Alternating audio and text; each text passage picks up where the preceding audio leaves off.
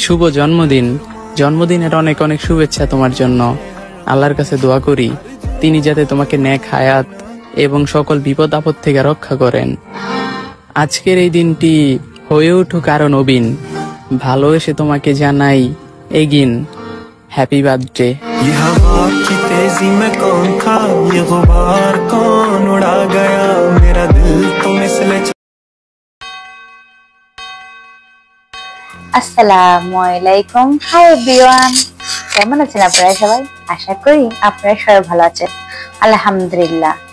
আজকে এপ্রিল মাসের 18 তারিখ। এই তারিখে এই মাসে আমার বড় ছেলে জন্মগ্রহণ করেছে। ফুল জড়িয়ে আসলো আমাদের বড় ছেলে। আর বড় ছেলে আসার আনন্দ, সে যে কি আনন্দ, সেটা একমাত্র বাবা মা ছাড়া কেউই জানে না। তো আজকে আমার ছেলে বলল, আম্মু আজকে তো আমি একটা তোমাকে কথা বলতে চাই। আমি বললাম, কি বলবে বাবা?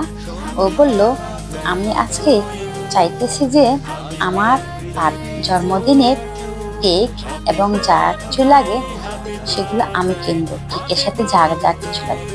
তো আমি বললাম, কেন বাবা, তুমি কিনবে কেন? ও বলল, আম্মু আমাদের তো কোনো আত্মীয় স্বজনকে দাওয়াত করলে না এবং কোনো মেহমানও আসলো না, আমার বন্ধু বান্ধবও আসলো না, তোমারও কোনো বান্ধবীরা আসলো না, কাউকে দাওয়াত করলো না। আমি চিন্তা করলাম যে আমি এবার আমার ইসলামি দিয়ে আমার কেক এবং যা যা কেনার দরকারি কেকের সাথে সেগুলা কিনবো। কিন্তু আমি মনে মনে একটা জিনিস চিন্তা করছি আম্মু, সেটা কি জানো তুমি? আমি বললাম, কি বাবা? বললো, আমি তো আমার জন্মদিনের কোনো উপলক্ষে তোমাদের মধ্যে দেখি না। আমি বললাম, কেন বাবা? ও বলল, জন্মদিনে কি তুমি কি আমার জন্য কোনো কিছু আয়োজন করবে না? আমি বললাম, তোমার জন্মদিন, তুমি আমাদের বড় সন্তান, তোমার জন্মদিন কিছু আয়োজন করবো না, কোনো একটা মজার জিনিস রান্না করবো না, সেটা কি করে হয় বলো? অবশ্যই কিছু না কিছু আয়োজন করবে ইনশাল্লাহ। কেন তুমি ভাবছো যে আয়োজন করব না? তোমার পছন্দের, খুব পছন্দের একটা জিনিস তো অবশ্যই রান্না করব, যেটা তুমি পেয়ে অনেক খুশি হবে। তখন ও বলল, কি রান্না করবে আম্মু?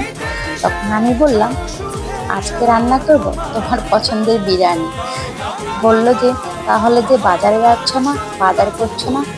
আমি বললাম, আমার কাছে যতটুকু মাংস আছে মুরগির, ওগুলা দিয়ে তোমাকে বিরিয়ানি করে খাওয়াবো এবং তোমার পছন্দ মতো করে।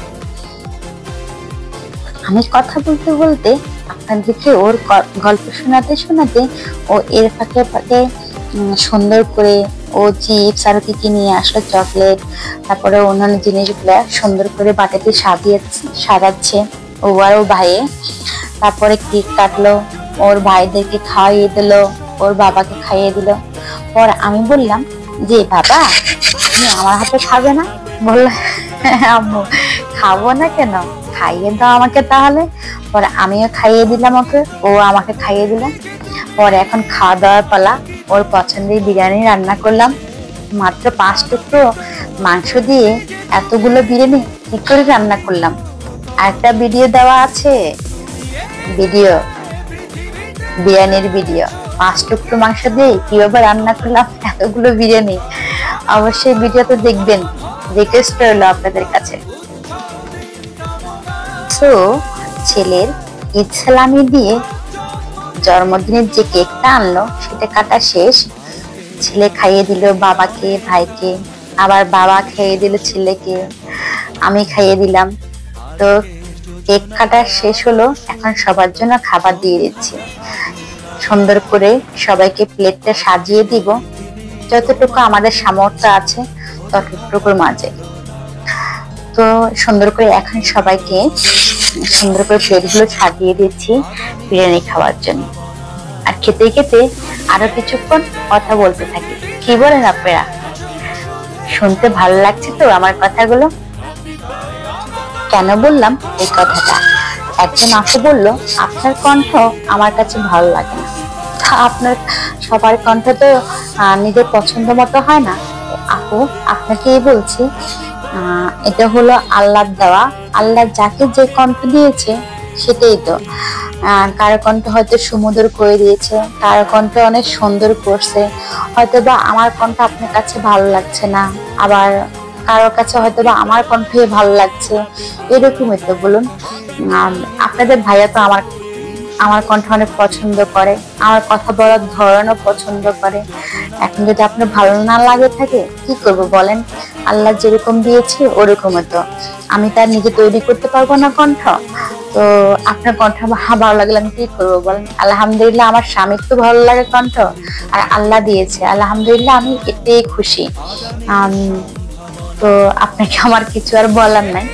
তো আমার যারা প্রিয় ভাই ও বোনেরা আছে, তাদেরকে যদি ভালো লাগে আমার কণ্ঠ, লাগলো না লাগলে তো কিছু করণীয় নাই, আল্লাহর উপর তো আর হাত নাই কারো, সেজন্য। তো এখন আমরা খাওয়া দাওয়া করতেছি, খাওয়া দাওয়া শুরু করি। সবাই খাওয়া দাওয়া শুরু করছে। প্রথমে আপনাদের ভাইয়াকে দিয়ে দিলাম, তারপরে দিলাম ছেলেদেরকে। এখন ছেলেদেরকে দিয়ে আমার জন্য নিয়ে নিলাম, নিয়ে খাওয়া দাওয়া করছি। আবার এই ভিডিওটা চালু করে রেখেছি যে আপনাদের সাথে শেয়ার করছি যে কি করলাম, কি করছি। তো আপনারা খাওয়া দাওয়া করে নেন সবাই মিলে। এদিকে আমার ছোট বেবিটা, সে ভাইয়ের সাথে কি ধরবে না ধরবে, একটু ঘুমিয়েছিল, ঘুম থেকে উঠে এরপরে আবার এখন একটু চুপচাপ আছে, নয়তো আর চুপচাপ থাকে না, এতক্ষণে ভাইয়াদের সাথে প্লেট নিয়ে টানাটানি শুরু করে দিত। তো যাক, এখন চুপচাপ আছে আর বসে আছে, কথা বলছে না। এখন আমরা সবাই নিরিবিলি খাওয়া দাওয়া করছি, ও সোফায় বসে আছে। ওকে একটা শসা দিয়ে দিলাম, শসা খাচ্ছে। ওর আবার শসা ভালো লাগে মনে হয়, মানে মিষ্টিও নাই, কোনো কিছু নাই, ওর পানি জাতীয় জিনিস মনে হয় ভালো লাগে। এখন এদিকে আবার আমার হাজবেন্ড খাচ্ছে। তো ওর একটু শুট নিয়ে নিলাম যে খাওয়া দাওয়া করছো, তাহলে একটু শুটও নি, তোমার ভিডিও করে ফেলে একটু খাওয়া দাওয়া করছো। সো তারা এখনো খাওয়া দাওয়া করেনি, তাড়াতাড়ি খাওয়া দাওয়া করে নেন, সময় মতো খাওয়া দাওয়াটা স্বাস্থ্যের জন্য খুব উপকারী। তো যাদের আমার ভিডিও ভালো লাগে তারা একটু আমাকে লাইক কমেন্ট করে জানাবেন। আপনাদের কমেন্ট আমাকে উৎসাহিত করবে আপনাদের সাথে আর নতুন ভিডিও শেয়ার করার জন্য। তো সবাই ভালো থাকবেন, সবার জন্য দোয়া রইল। সবাইকে মন থেকে দোয়া করছি, সবাই আমাকে মন থেকে দোয়া করবেন আর আমার সন্তানদের জন্য দোয়া করবেন। সবাই ভালো থাকবেন। আল্লাহ হাফেজ, আল্লাহ হাফেজ, আল্লাহ।